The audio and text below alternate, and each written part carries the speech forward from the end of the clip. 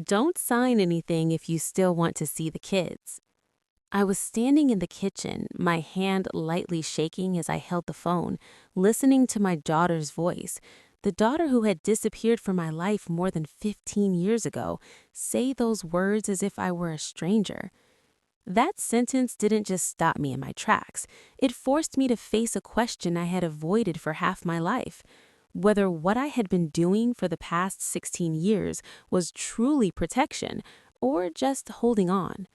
Families sometimes don't fall apart because of great evils, but because of small things left unattended for too long. I used to believe that as long as I stayed, as long as I didn't leave like others did, everything would somehow be okay. But if even staying can cause harm, then where is the line? I asked myself that question right there in my old kitchen, where the smell of morning coffee still lingered in the air. And then I understood. This didn't start with today's phone call. It started in a winter long ago when I had just turned 51. If you're listening to this story from some city out there, leave me a comment and let me know.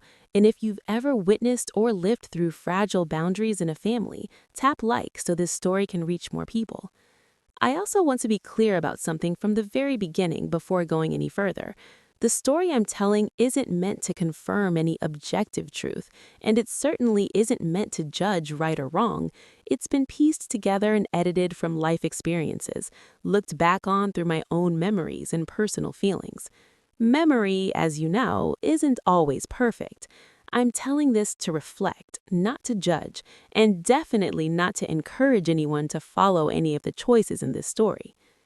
That year, I had been retired for a few months.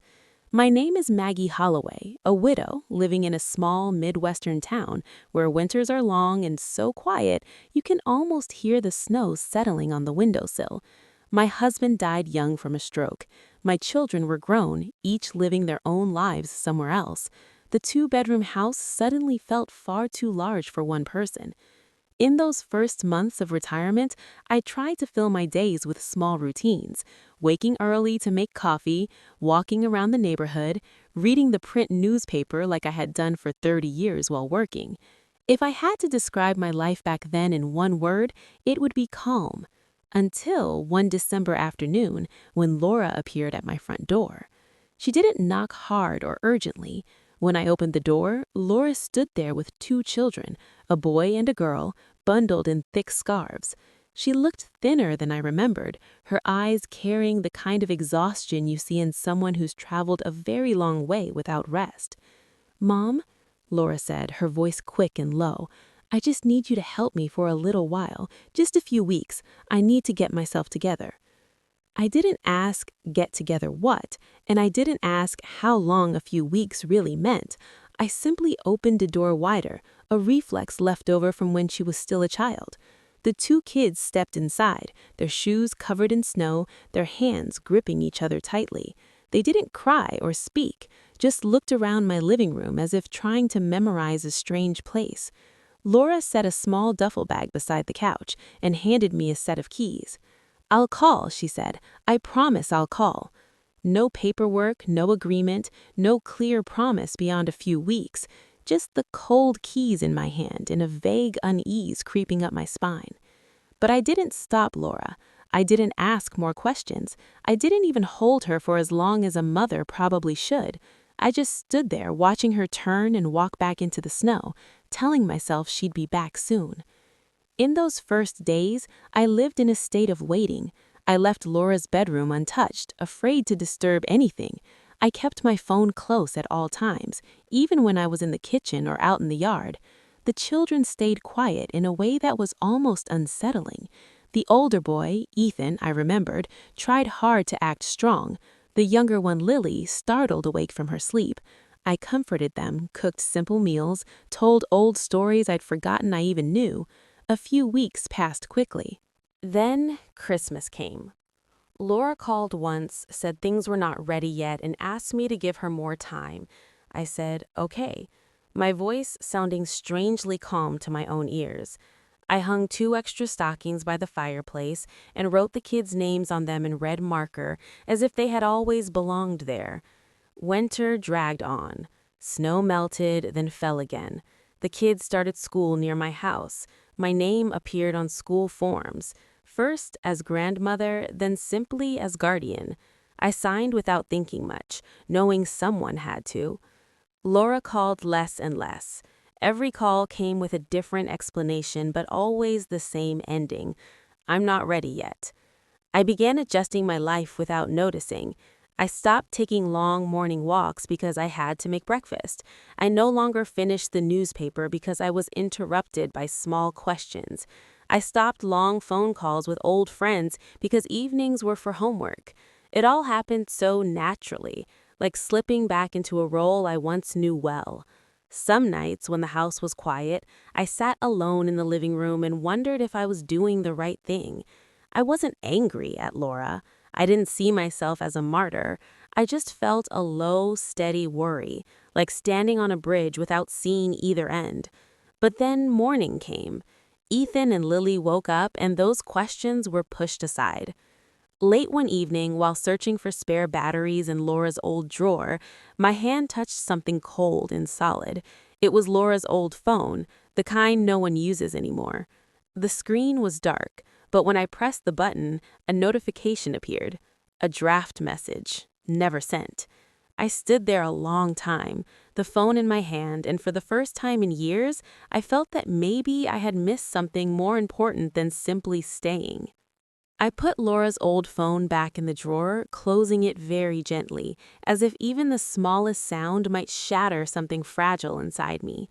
That night, I barely slept, not because of the unsent message, but because I realized I had stopped waiting for a specific timeline.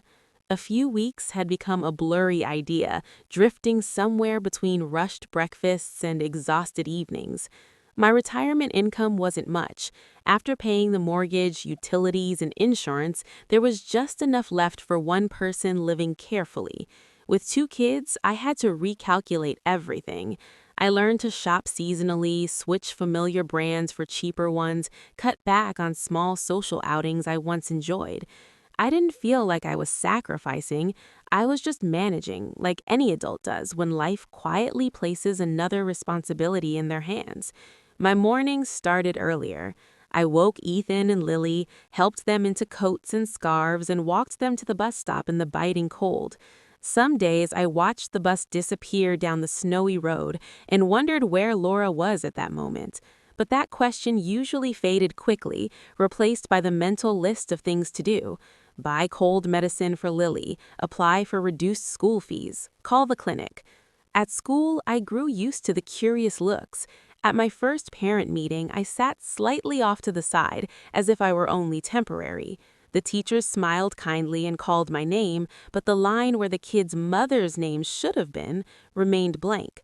I didn't correct it. I didn't explain. I just answered questions about grades, health, and the things that were immediate and concrete. At the clinic, the nurse called my name when it was our turn. "Relationship to the patient?" she asked, still typing. "Grandmother," I answered. After a while, the question disappeared. My name was automatically listed as the primary contact. I signed consent forms without my hands shaking like they had the first time. Everything changed gradually, without a single moment big enough to mark the shift.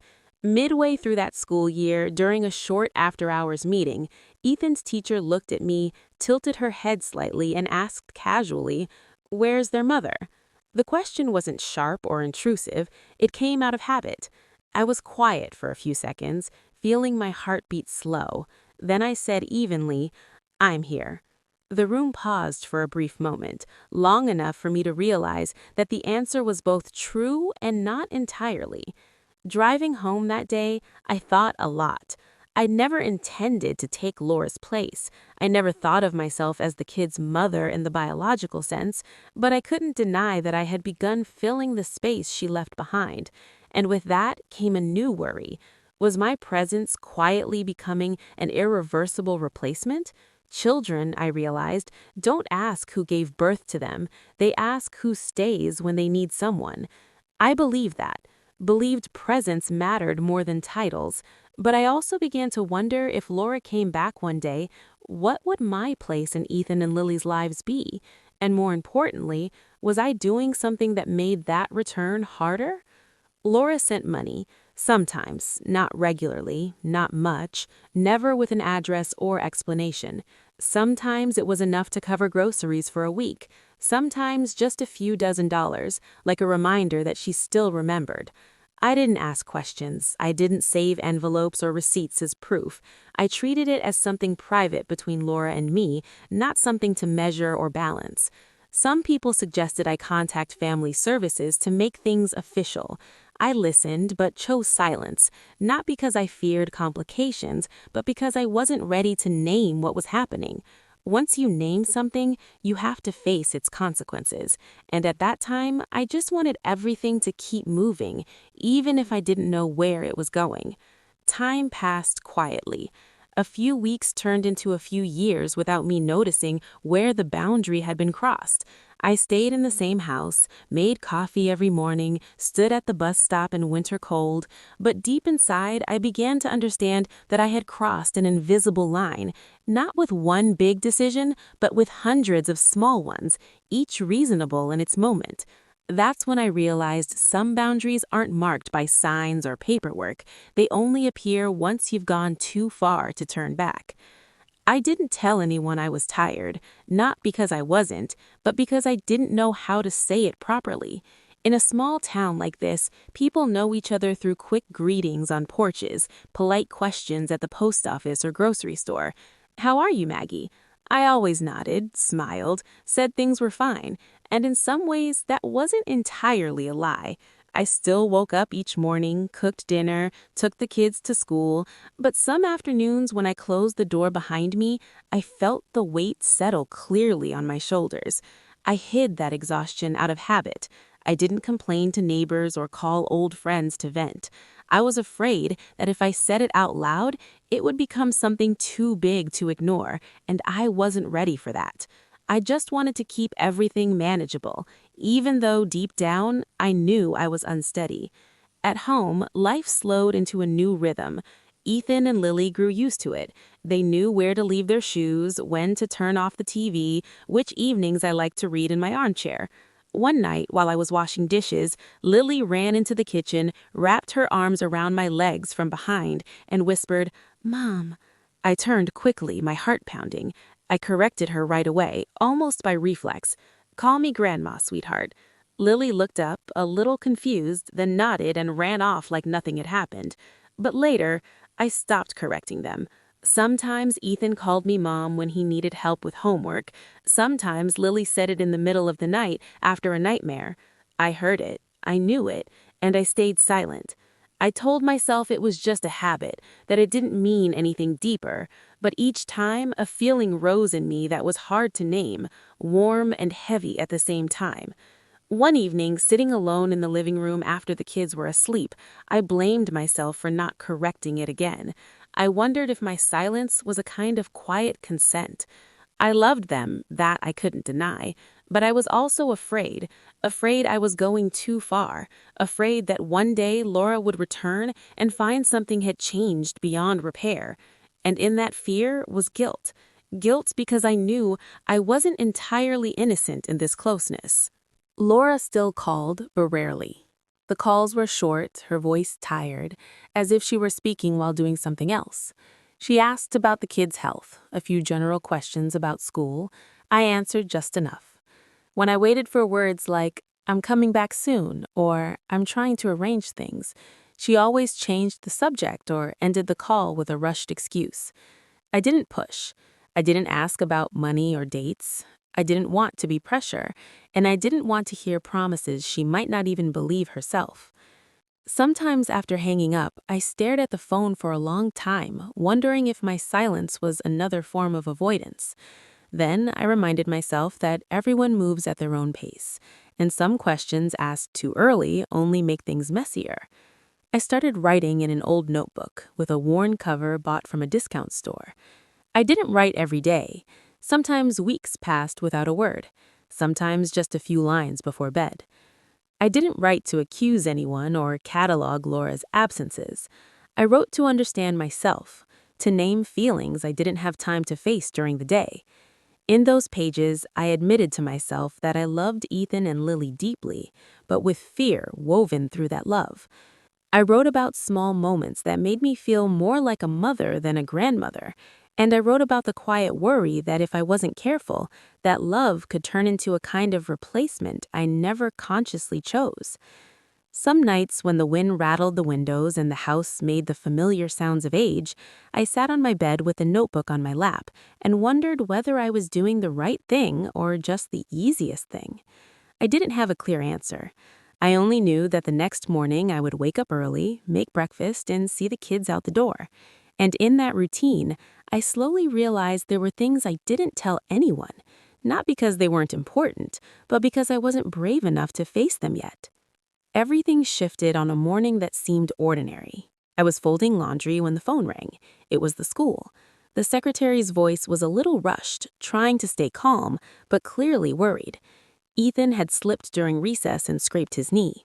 It wasn't serious, but he needed to be checked in the nurse's office. I dropped the clothes, grabbed my coat, and drove over, repeating one simple thought: it's just a small thing. At school, Ethan sat on the exam table, paler than usual, but smiling when he saw me. Lily stood beside him, holding his hand tightly. I bent down, checked the scrape, feeling both relieved and tense. The nurse handed me a stack of forms and said she needed my signature to authorize an X-ray just in case. I took the pen, skimmed the familiar lines, then stopped at a blank space at the bottom. "Who are you on the record?" the nurse asked gently. Clearly, the question froze me. I looked at the paper, then at her waiting face. In that brief moment, all the years collapsed into a single point. Grandmother? Temporary caregiver? Or simply the one who was there? I opened my mouth, ready to answer like always, but the words caught. I thought of Laura not being there. I thought of Ethan, wincing in pain. "I'm the responsible one," I said, my voice low and slow, as if weighing each word. The nurse nodded and didn't ask anything else. She turned away to process the paperwork, leaving me with the pen and a strange sensation spreading through my body. I signed my name on the final line, my hand slightly shaking, the ink uneven. It was the first time I'd said those words out loud, and I knew, even if no one else heard, it had changed something. We went home that afternoon after the doctor confirmed it was only a minor injury. Ethan's knee was carefully bandaged. Lily was given a small candy to calm her. On the drive back, I drove slower than usual, my hands gripping the steering wheel. I didn't turn on the radio. The silence in the car was so thick I could hear my own breathing. At home, I helped Ethan into bed and made Lily a warm glass of milk. When everything settled, I went into the bathroom, locked the door, and leaned against the sink. My hands were trembling, not violently, but enough for me to realize I wasn't as composed as I'd been at school. I looked at myself in the mirror, more gray in my hair than I remembered, tired eyes still trying to look steady.